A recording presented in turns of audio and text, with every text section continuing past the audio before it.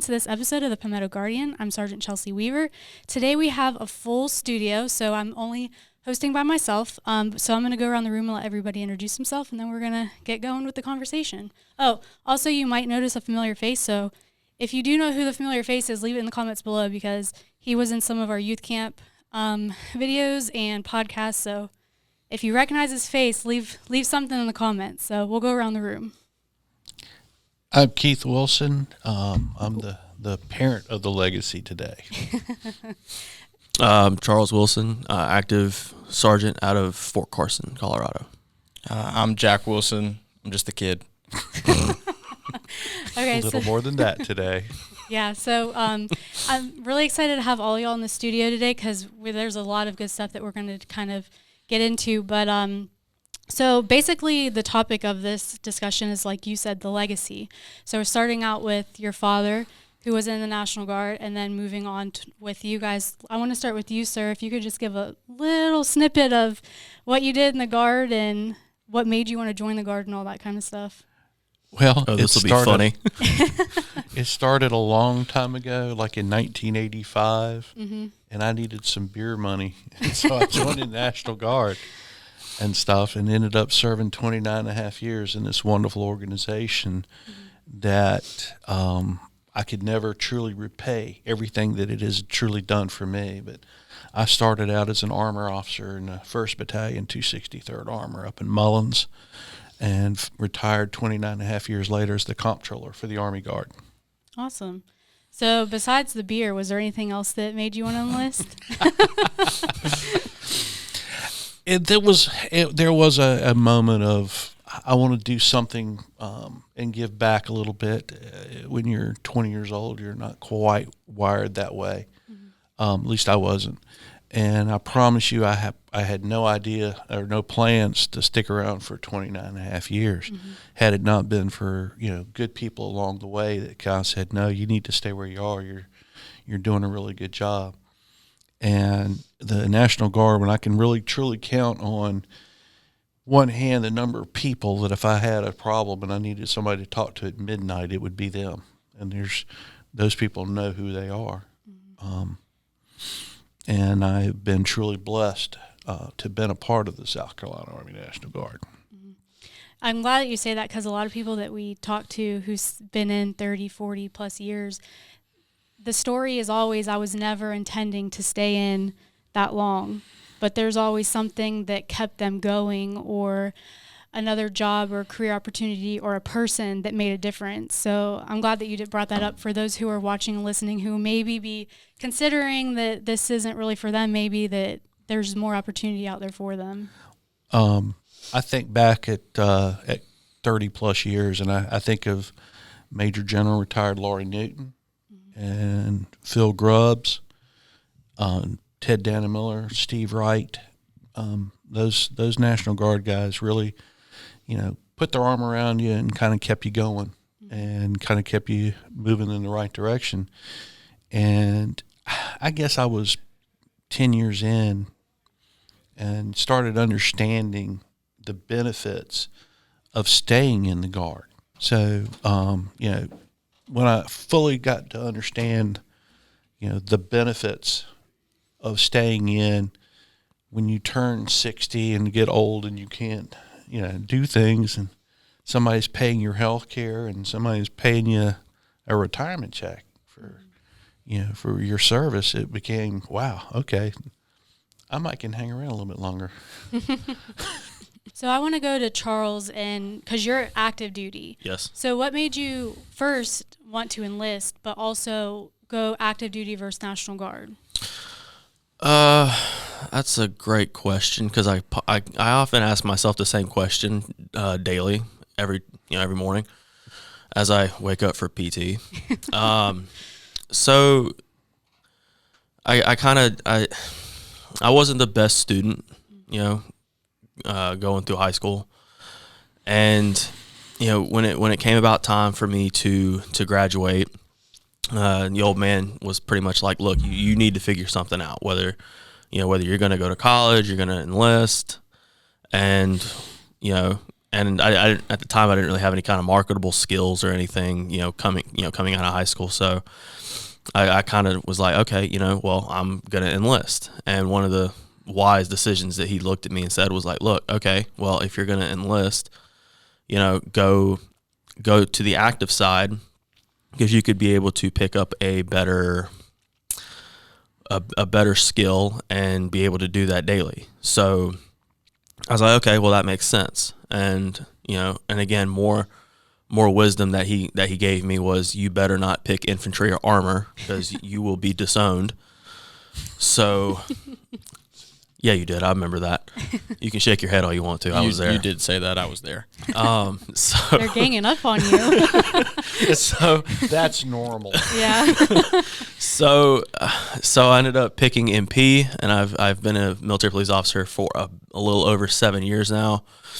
And I've been all over the world, doing it. Whether it's when I spent my year in Korea in 2019, that was great. I loved my time in Korea in the 55th. That was a great year. I loved it. It kind of put my career back a little bit, because it was very hard to promote in Korea. Mm-hmm. The only thing that the best thing I was able to do there was get my P status to make sergeant. The only problem is that it is very hard to get BLC over there. Because at the time, the only way you were going to get BLC in Korea was if you were stationed on Camp Humphreys, or if you had over 500 points. That was going to guarantee you to promote the following month. And me, at the time, I did not have over 500 promotion points, and I was not stationed at Camp Humphreys. So it was kind of a lose-lose situation there. But I still left Korea with my P status intact, which is great. And then I was able to go to Fort Campbell, Kentucky, which I loved it there. I did not want to leave. Unfortunately, I did have no choice but to leave, because how being sergeants are. We don't get a choice in things. They just kind of happen. And so when I left Fort Campbell, Kentucky, I went to Fort Carson, Colorado, and I've been there ever since. Within like a few months of me getting there, they were like, hey, look, we're going to Poland, so go ahead and mentally prepare for that. And we went to Poland, did some really great things there, and we had got back like a week ago, 2 weeks ago ish. Yes. It's been a long 7 years, and there's people, just like he said earlier, there's lots of people to thank along the way to kind of to really help guide you and mentor you along the way. For me, it's it dates back to Fort Hood. My first couple years at Fort Hood, to a lot of my friends who some of them are still in, a lot of them are out now, but a lot of my friends are the reasons why I stay in and keep pushing. Yeah. Do you foresee yourself going the full 20, or are you kind of like a day by day type thing right now? Great question. I want to hear the answer to this too. So I don't hit my re-enlistment window until I think around like March of this coming year, because currently my ETS date is around like May of 24. So I won't hit my window till then. The only way only way active duty will keep me in is if they can guarantee me a position on a PSD team anywhere. At this point, I'll take anywhere. But if I had to pick, it'd be anywhere in either South or CENTCOM or NATO in Belgium. I think that'd be the only way I'd stay in. If not, then I'll get out of the active duty and look more reserve National Guard side. Absolutely. I know active duty is definitely a lot different than National Guard. I've had friends on both sides and reserves, and I mean, all of the components are just so different, and they offer so many different things. So it's hard for people to understand why someone chooses one over the other, or why they don't stay for the full retirement. Like some people, like their lifestyle just doesn't work with active duty, or they work better with the Guard, or some people don't want to be sent somewhere every 2-3 years, so they do Guard. Like, it's just a mix-up all over the place, so you just never know. And that's why it's good to explore all options, because what worked for your dad isn't necessarily going to work for you or for Jack. So it's nice to hear like that you're still planning on serving. It's just whether it's going to be active or a reserve component. That way you still get your time. Because, 7 years, I've been in almost 12 years, and it doesn't feel like it. Like, it's insane. Yeah. Like, I look back, and I'm like, where did the time go? Yep. Like, and I know everybody says that whenever you're first enlisting, but in the National Guard, like, even though it's that one weekend a month, like, I've deployed, I've gone on training for a month or two, like your 2 week training. Like, I've been all over too. So, like, in the active world, they're like, oh, we're big, tough guys or whatever. But, like, the Guard does the same exact things. It's just they're not full time. So that's like, I don't know. It's nice to hear the different sides and from different people's perspectives, especially having somebody in your family and seeing them go through the ranks and all his assignments and stuff like that. So I commend you on that. Thank and you. I'm sure that after this, y'all will probably on the car ride home talk more about it, but Oh, we've been trying to get that answer for months. And that answer is definitely subject to change. yeah. It's something I play close to the vest. Whether I stay in or get out, it's something I play relatively close. And just remember, Jack, the same question's coming to you. Oh yeah, buddy. Right here in a minute. Oh yeah, That's true. That's true. Yeah. Well, speaking of that, we'll segue into Jack over here. So for those of you, like I was saying earlier, Jack is he's been a part of the Youth Challenge, or not Youth Challenge, For the Youth Camp. program, I'm sorry. And let me just say this from the bottom of my heart, because both these boys participated in the youth camps put on by the National Guard. And Charles was old enough to remember having done it at Camp McCready. Oh yeah. Oh, wow. McCready. Oh yeah, I remember that. And so A long time ago. Yeah, Charles did it. Way to make me feel old. And then Jack started his first year at 10 with the Pistols. Yeah, first the year Pistols was Camper of the Year under Roxanne Livingston. So Jack has grown up literally inside the National Guard Youth Camp program. And for those out there in Cyberland listening to this podcast, if you have children in the South Carolina Army National Guard, You need to get them in that you camp. need to get their kids in that camp. Oh yeah. It's a great program. I enjoyed it growing up. Yeah, absolutely. So, when you hear all about Jack here, I want y'all to know that I am 100% convinced. A lot of it came because because of what he did in this organization, in this program. So, hats off. Absolutely. So let's go into Jack's story here. Like we were saying, he was a part of the youth camp, which this past year was the first time I've been a part of the camp. And I've heard people talk about it, but I really didn't know what it entailed until I was there. Yeah. And it is amazing to see from day one to the last day, like how these kids just change so much in a short amount of time, and how the older teens motivate them so much and they look up to you guys. So that was really cool to see. But can you kind of talk about your experience with youth camp? And also too, a big achievement that everybody keeps talking about is that you got accepted to West Point. So I kind of want to see how that evolved into you going there, and kind of what are your future goals once you get to college and after college? Yeah, like every other kid in the entire world, I started out saying I want to be a Navy SEAL, and then a week later I wanted to be an astronaut, then I wanted to be a neurosurgeon for the longest time. And I feel like that's kind of how everyone's childhood goes. You just kind of bounce back and forth between a lot of things. But yeah, let's talk about that Navy SEAL thing, because I remember those days well. I think we all remember those. Dude, I still think I can make it through, buds. 2-hour bath time. Yeah. Yeah, in the cold water. Cold water. Yeah, I've got dude. a hot you were shake for that. dedicated. Oh, I was. I really yeah. thought I really thought I was going to be a SEAL there for a while. Yeah, I remember Really that. thought I was going to be a SEAL. But I was 10 years old, and I got to camp for the first time, and my PL was Roxanne Livingston. At the time it was the TAG's daughter, and I was like, man, that's really cool. So I kind of fell in love with the program really quick. I got really involved as a little 10-year-old. I was making sure I yelled at everyone in my little high-pitched voice, making sure everyone was in line, make sure our squads were dressed in cover. Like we were looking good for 10-year-olds. So I got the big old platoon sergeant badge. I was calling out cadence, and I was having a really great time. And as a military camp, it's a lot more than that. We do a lot of activities. You get to go to the rock wall, which I cried on, by the way. So I just want to put that out there. My first year, I cried on that thing. You get to go shoot paintball guns, shoot real guns. You just get to spend time with people that kind of come from the same background as you, but you'd never met these people before. But you come back the next year and they're still there. I mean, you come back the year after that, they're still there. And you come back the year after that, after 4 years, they're still there. I've been to that camp for 8 years now, and I've only known some of those people face to face for 8 weeks, but I talk to them on the daily. Mm-hmm. There are people that I have met through that camp that I consider better friends than people I see on the daily.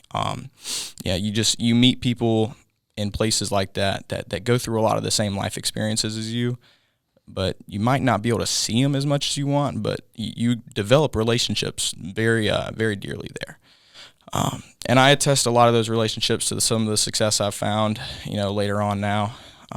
But I attest a lot of the values I learned about leadership and just about being squared away and doing the right thing when no one's looking. The values that you learn at camp every day, the integrity you have to carry, especially becoming a junior counselor. That was a big step, learning how to have to take care of kids and, having someone else's kids in your hands, and that person is trusting you with that. That's a big step, and it's hard for a lot of people to understand. Some people don't make that transition very well, and I kind of took it upon myself to make sure, at the JC retreats and, kind of that first day before the campers arrived, that idea is very understood. These are military families that are entrusting 16 and 17-year-old kids to watch over their kids. Because you saw it firsthand. The senior counselors are not very active. It's not really their camp. It is truly about everyone that is under 18 there. If you are under the age of 18, you run that camp. The S shop, they give us all the utilities we need, all the snacks we need to keep them, I guess, at bay, because those kids are crazy. But the seniors, they're there to help us, when we don't know how to handle a situation. But for the most part, I'm in there tucking these kids in. I'm there waking them up. Now I woke them up pretty nice. Now if you ever find some of my kids, God, I hope they don't come talk to you about me. Now, I'd wake them up. Me and my buddies have woken them up good. But it all starts because we got the same treatment when we were campers.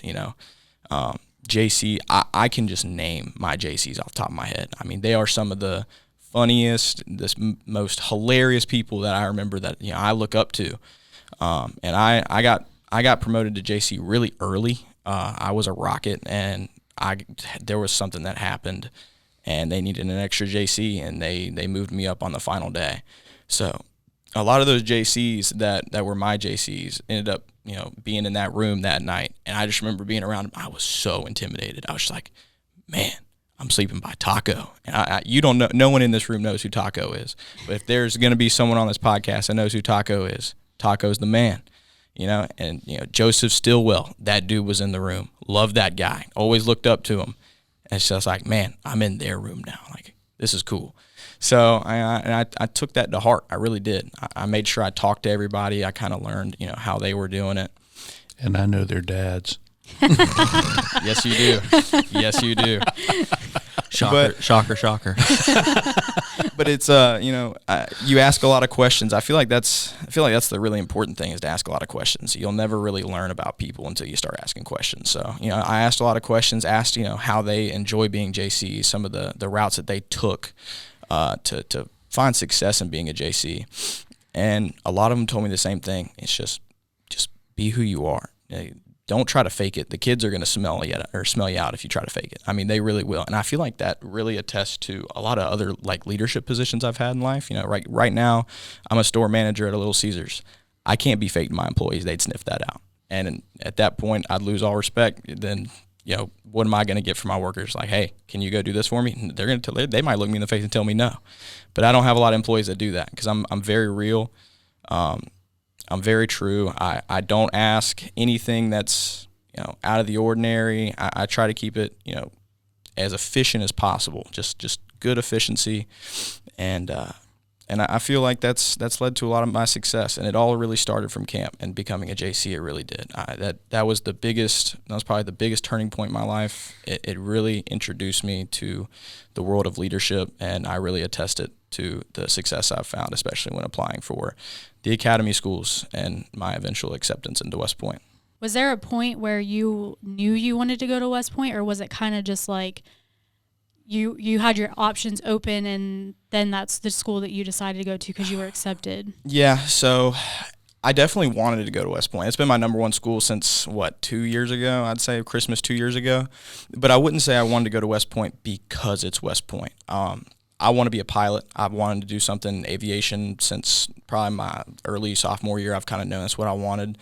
I've always been a thrill seeker. I just really like adrenaline and like doing things that, kind of put me on edge. And flying is one of them. I'm working on getting my private rating now. I'm flying, every other day, something like that. So I know it's what I want to do. I love doing it. I love being just my little Diamond DA-40. I love flying that thing. It's just it's fun to be up in the air. It's fun to get away. It's not something that everyone does. It's not natural. It's not natural to be in the air flying. And things like that fascinate me. So I've enjoyed learning about flying, and I want to take it to the next level. I want to be in military aviation, and obviously college is really important. I do want to have an education. I do want to have a backup plan when it comes, maybe I want to get out into the civilian life. So when I sat down and talked to my dad about it, he told me the academies were probably going to be my number one option. Besides that, I've also applied for an ROTC scholarship to the Army. I also tried to put one in for the Navy, but classic Navy fashion, their stuff is really, really not user-friendly.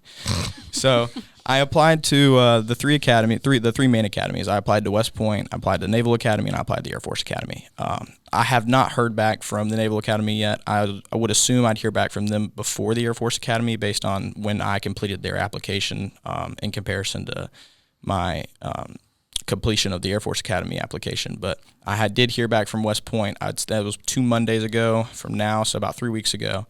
I was in the gym just doing everyday things, getting ready to go to school because we had exams. So I was on a weird schedule. I got to wake up at 10, go to the gym at 11, didn't have to go to class till 2.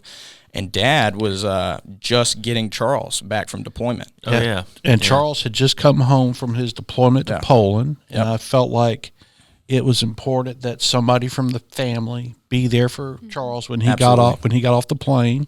It was a long and night. I couldn't go. I wanted to go. And to hear Jack say that, that's the testament, I think, that if we talk about legacy, is the fact that, for two brothers to be 9 years apart, they are fiercely loyal to each other. And, I can remember as we grew up, we used to, talk about the sheep, the wolves, and to be a sheepdog.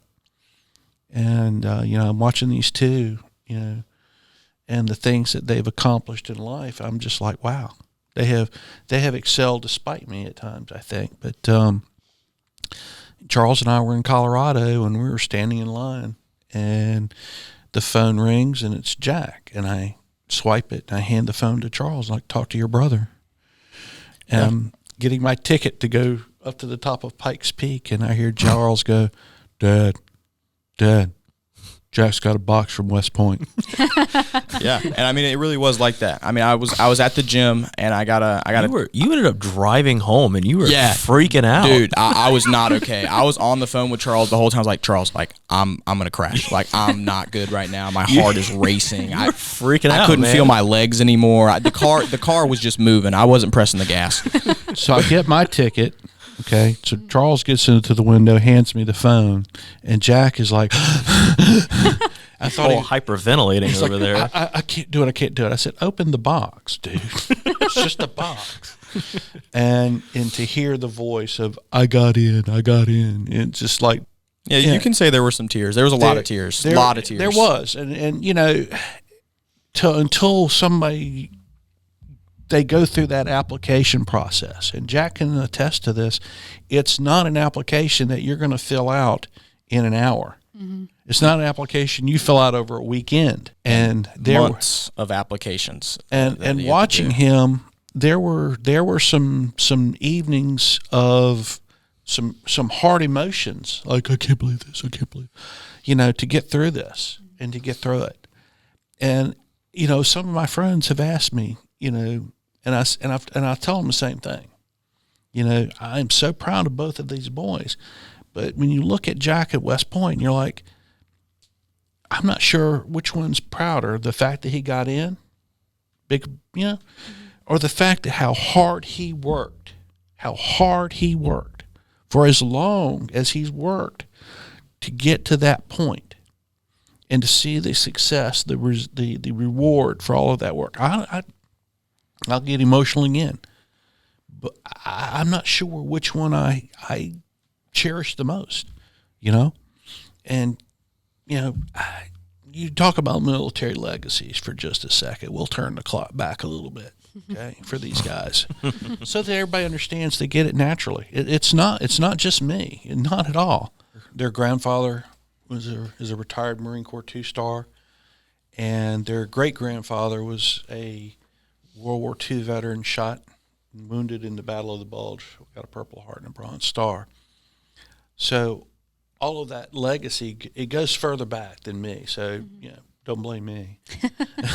But, they get it naturally. And I, as a dad, you can't be prouder to have two boys that are willing to sign a blank check, and to serve America and do that thing and sign that blank check. And everybody that serves knows what that blank is. Mm-hmm. Absolutely. So I kind of want to go back to Jack for a second, because we were talking about West Point before, and you're talking about wanting to be a pilot and everything. Do you have an idea of what branch of service or what you want to fly, or is it kind of like you'll figure it out once you get through your 4 years? Oh yeah, this would be a good We question. want to know. Here's that the question. Okay, so I'll give you the same response that they don't want to hear again, but it is the truth. Y'all keep asking, but this is the truth. I applied to West Point. I applied to the Naval Academy. I applied to the Air Force Academy. I have not made my decision yet. Of course, I got into West Point. There, I can log into my portal and go click the little green check box, and I'll be there on the 26th. Cut and dry. I just got to go tell them I don't have any tattoos. It's kind of the end of that. Lame. But I put in copious amounts of work to apply to the Naval Academy and the Air Force Academy, alike. I also did that with an ROTC scholarship. All of those, applications combined with writing essays to senators and to congressmen and trying to get those nominations. I have written 40-ish essays, and they can't be the same. They check. Like they run plagiarism checks on those things. So, I can't rewrite the same thing and just reword it. Like everything has to be genuine. Everything has to be, your best work. So I put in way too much work for me to get my West Point letter and just be like, no, I'm done. It sounds kind of selfish, but I put in a lot of work. I kind of want to see where else I get, Mm-hmm. But as far as, the question was, what do I want to fly? What branch? I don't know what branch yet, but I know what the decision comes down to. For me, it's most likely to become Naval or West Point. I don't know how I feel about the Air Force Academy. There's some extenuating circumstances going around. It's not something that I would say that's my number one interest. But if I get the Naval Academy, I would consider both them and West Point pretty even. And it will really come down to if I want to fly fixed wing or if I want to fly rotary. Now, you can go home and look at my brand new Christmas iPad I just got, and my lock screen is a Black Hawk, but my home screen is an F-14. So I even on the small things like that, I bounce back and forth. So, I would say that for the longest time, all I've talked about is being a Black Hawk pilot. But I've also am pretty knowledgeable in knowing that most aviation officers in the Army fly Apaches, which is unfortunate because I would say that my dream is to fly Black Hawks.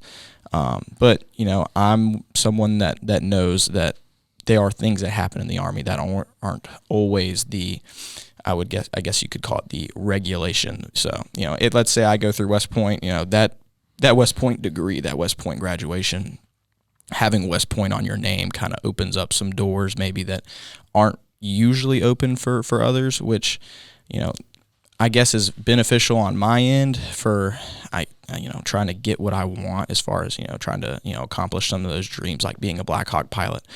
But I also know that the Army just awarded the contract for their new aircraft that will be coming out in probably about 4 years. They'll probably start testing it. It's I don't know if you've seen it, but it's pretty much like an Osprey. It looks pretty cool. Oh yeah, those things look cool. But I don't know how I feel about it. You remember when the Osprey came out in the Navy and they crashed it like every day? Gave it straight to the Marine Corps.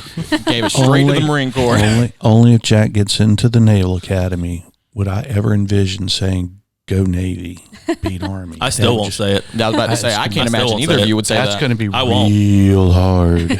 I still won't say it. Would you even say that? I mean, dude, Nope. I would understand if not. Nope.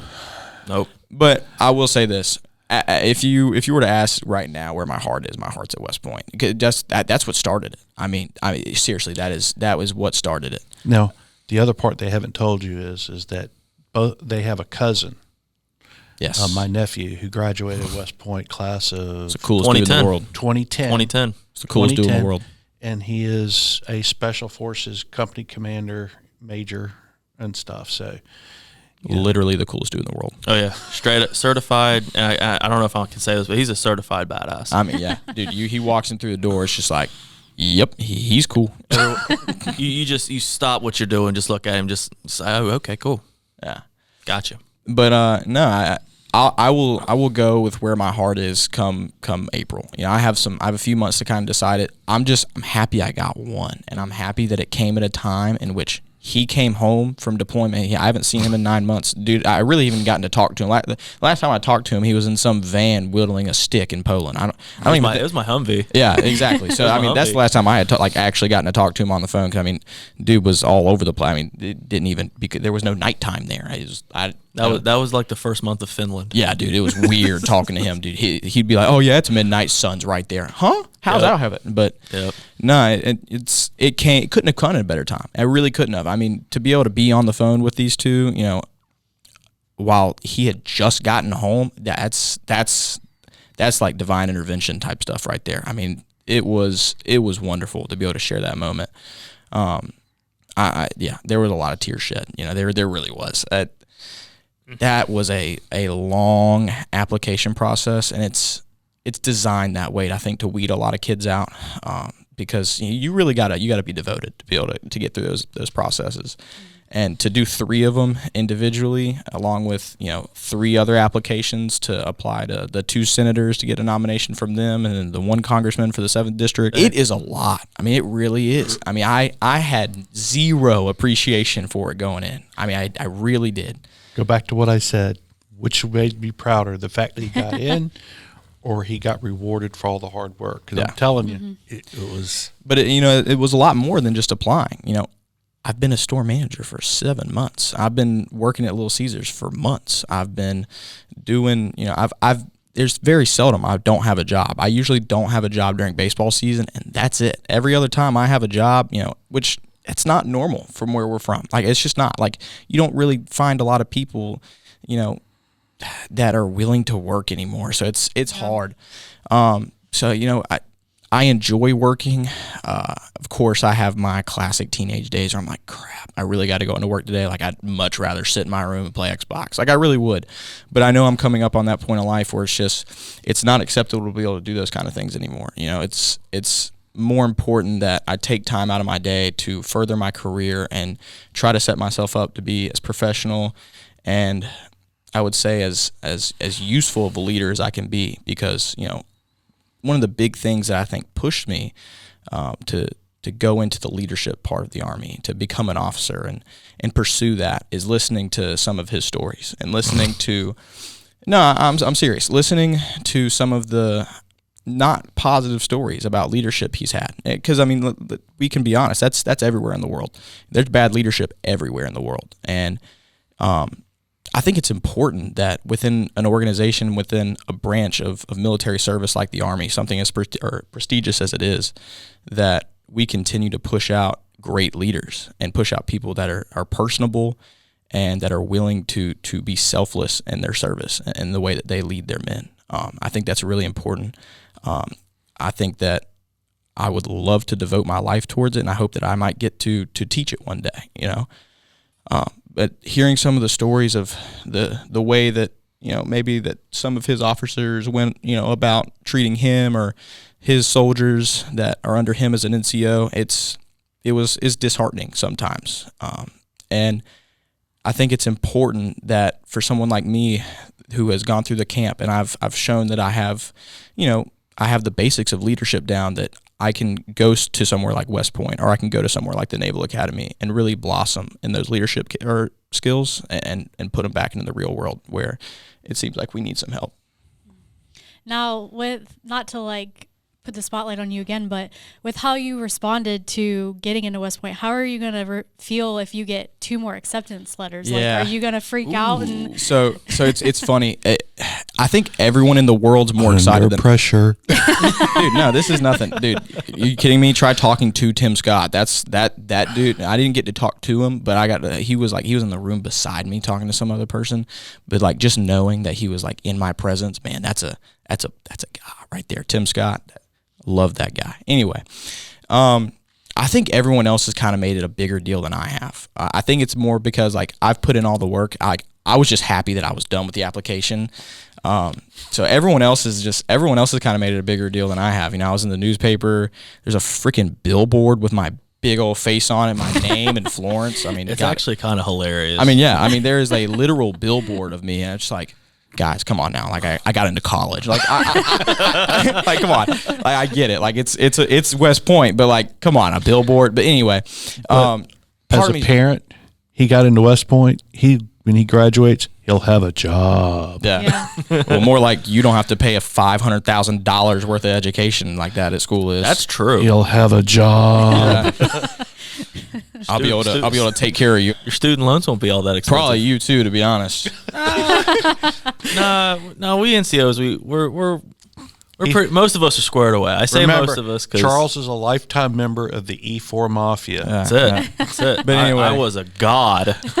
But it has raised the question for me. It's like, man, if I get in the Naval Academy, are we really just going to go for round 2? Is there going to be another billboard? U.S. Naval Academy? Like, come on, no, guys. they can just keep the same billboard and just add. Or we can each just like school. lose the billboard. The billboard's kind of weird, Do you know how many, like, I get Snapchats on the daily. It's just like, hey, dude, I saw you on a billboard. I'm like, dude, don't talk to me about it. Like, if you think that was my idea to put a billboard with my face on it, you're out of your mind. Like, Whose idea was that? Was that the district? That was the school district's idea. That they did not ask me if I was cool with that. They just did it. You remember what I said? You remember what I told you when that happened? Yeah, I remember, but we probably shouldn't say it here. Anyway, No, because I remember telling you, like, I was like, when you become a hometown celebrity, like, you're gonna get a lot of hate for it. Yep. People who you thought were like really close to you are just gonna hate on you because you're succeeding better than they are. That's a real life story too. I mean, that is very real. I mean, especially some people have like, I feel like people have started like looking into it a little bit. There's not. I would say that the support is not everywhere, but it's really important that I take the support that I have, especially with here and here, and a lot of the people from my school. I would say a lot of my counselors, a lot of the administration. Ever since I've gotten in, and honestly throughout some of my application process, especially my guidance counselor, Miss Yarborough, wonderful people, have had nothing but support. But what Charles says is true. With success comes people that wish that they had it, and to that I would just encourage more people to just try, just really give the things in life that you want, give it your full effort. And if you don't make it, you don't make it. That's fine. If I wouldn't have gotten accepted into West Point, I was completely okay going to the Citadel. That was my first acceptance letter. I got accepted in the Citadel, and I got accepted in the Citadel in early October, something like that. And I mean, I was stoked. I was super stoked. I was like, man, I got into college. Like, that's cool. Like, I was happy with that. Obviously, it wasn't the big fish. It's not what I wanted, but I was super okay with that, and I'd be thrilled to be going to the Citadel like today. I'd be okay with that. I really would. I love the campus. My dad graduated from there. It would have been a really special time for him to be able to hand me my diploma, as a Citadel grad of 2023, or no, that'd be 2027. So it'd be pretty special. It really would. But at the end of the day, I knew that I was putting in a lot more work for bigger fish, and I just kept working. So yeah, to kind of say what Charles said, it's true. It is true. But I don't think that anything that I've done is just unattainable for everybody. I mean, I think anyone could do it. The problem is some people just don't have that work, that drive, that push. And I think that's what being a leader is going to be all about, really, truthfully, when it comes time to become, whenever I get into the Army and I'm, done with West Point, I'm an officer, how can I give soldiers that push? How can I install that drive within them and get the best results? So, I those are the answers that, I'll be looking for at West Point. Those are the things I'll be wanting to learn. And what better place to learn than there? I mean, Robert E. Lee went through there. MacArthur went through there. Eisenhower went through there. I mean, we could sit here and just start naming names of the people that you read in the history books. Those are people that are going to be famous for the rest of time. I mean, military gods. Yeah, exactly. It's the military Mount Rushmore has gone through there. I mean, truthfully. Patton. Yeah, Patton. I mean, if you can go, you can go to the Naval Academy. It's the same thing. It's the academy. Yeah, you can tell who our historian is over there. He looks like a historian with his beard, doesn't he? I was going for Santa. Oh, second runner-up, right? Yeah, but he talked about Charles, and I went out to visit him one time at Fort Hood, and as a young private, PFC, he was something like several of his cohorts. We were all sitting there having dinner, and I told him, I said, you will learn as much from good leaders, and you will learn a lot more from bad leaders, because you will learn not only what you don't want to be, because I think that is critical. Because as when I was a second lieutenant, the best word of advice given to me was from a battalion commander, and he looked at me and he said, "I want you to go out and make mistakes." He said, "If you're not making mistakes, you're not doing anything." And That's a true statement. And if you're not doing anything, go away. Just get out. I don't need you. It stuck with me to the day. I'll never forget it. Yeah. That is very true. I mean, you want to learn, you want to be well-rounded in every area, and no one's perfect. So you're going to make mistakes regardless. Mm-hmm. It's just how you come about it and what you learn from it. Mm-hmm.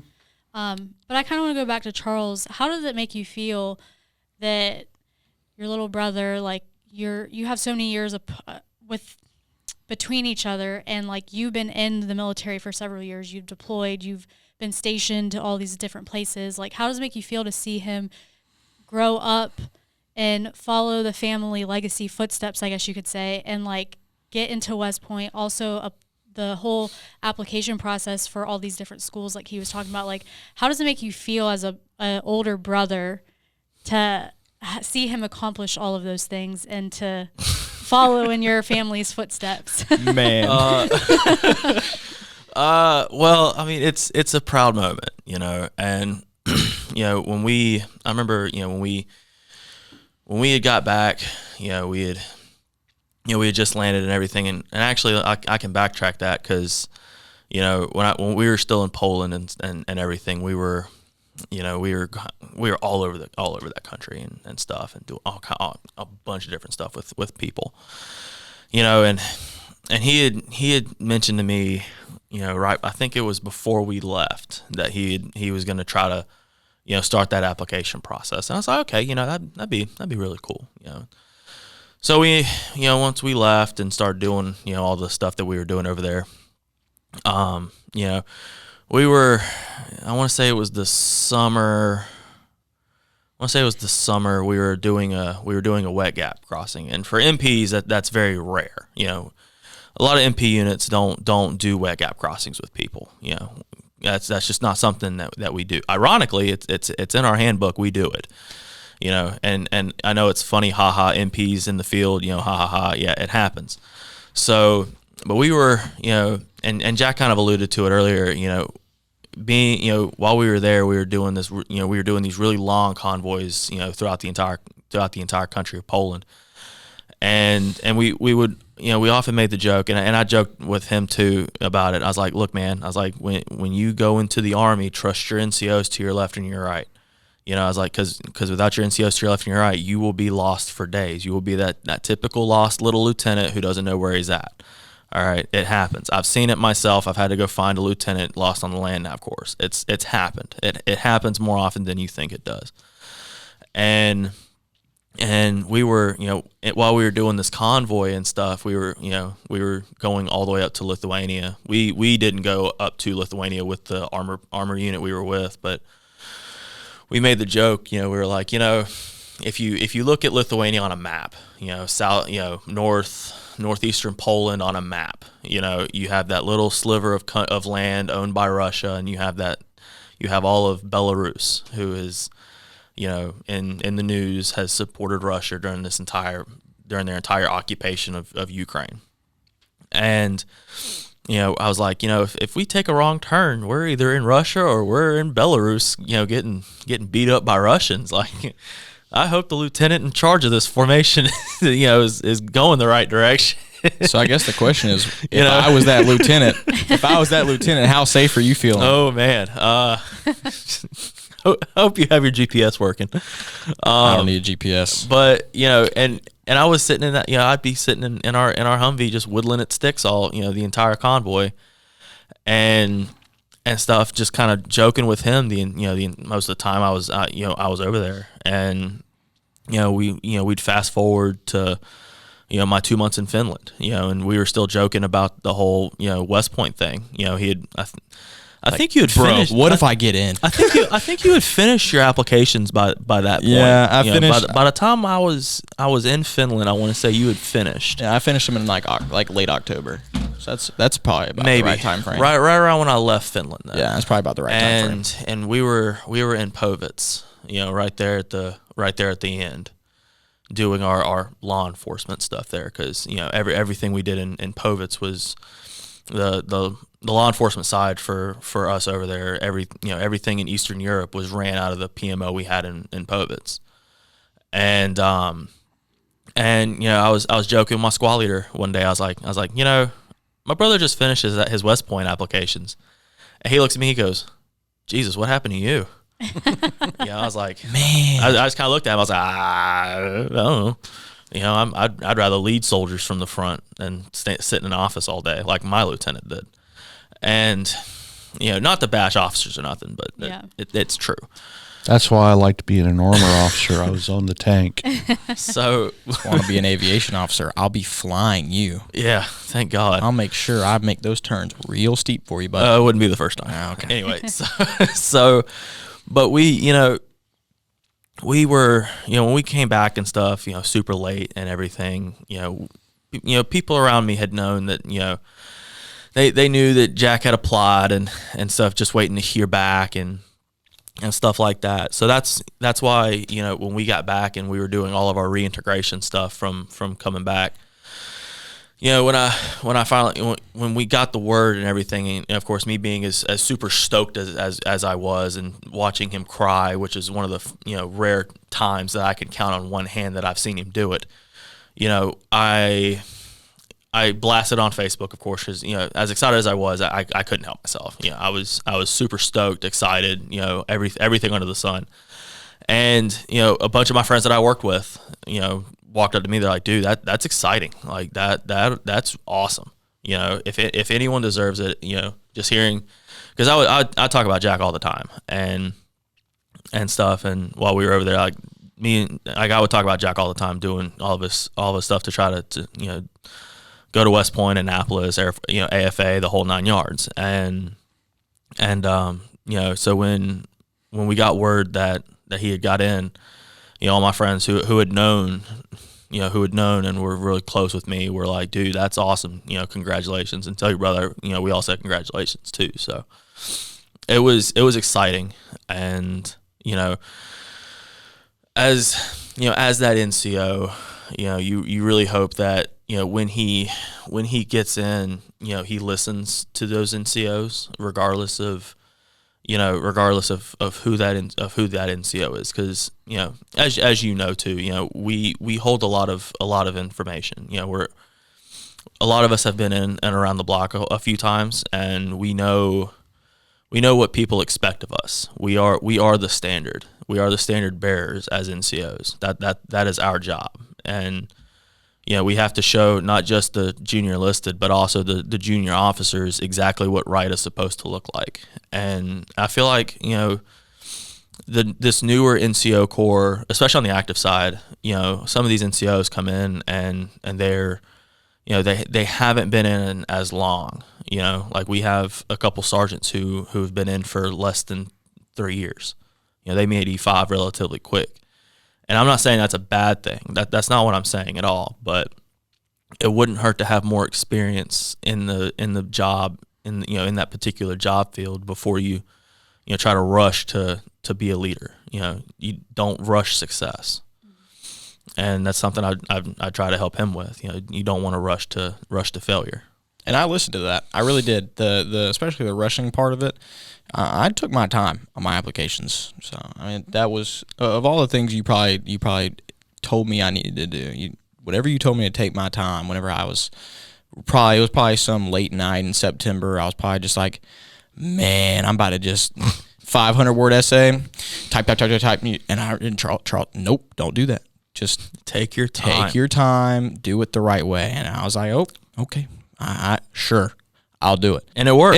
Yeah, it worked. And it worked. The NCO came in clutch for me. I was like, okay, there you go. So I mean, you say you really hope I listen to my NCOs, and I mean, I've kind of already started. We know a thing or two because we've seen a thing or two. That is fair. I can personally already attest to it. Well, we could literally talk for hours, honestly. Like y'all's story is really cool, and I'm excited for you, especially having both of your sons in and going eventually, and Jack for getting to West Point, and Charles, congratulations for completing your deployment. I know that it's always exciting to get home before the holidays, so it's good that you were all able to be together.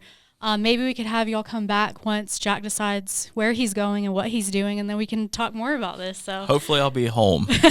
Hopefully I'll be in town. Yeah. I'll let him do that one solo. Oh yeah. Well, we can do that. I always love coming up here. There's people for me to talk to whenever I'm coming here. I know everyone. It feels like I know everyone here. So I love coming up here. All my friends are gone. So you gotta make new He's ones. all alone. All right. Well, I really appreciate all y'all coming in, taking the time to talk with us. If you like this video, make sure you give it a big thumbs up. If you haven't subscribed to our channel, make sure you hit the subscribe button, and we will catch you guys in the next episode.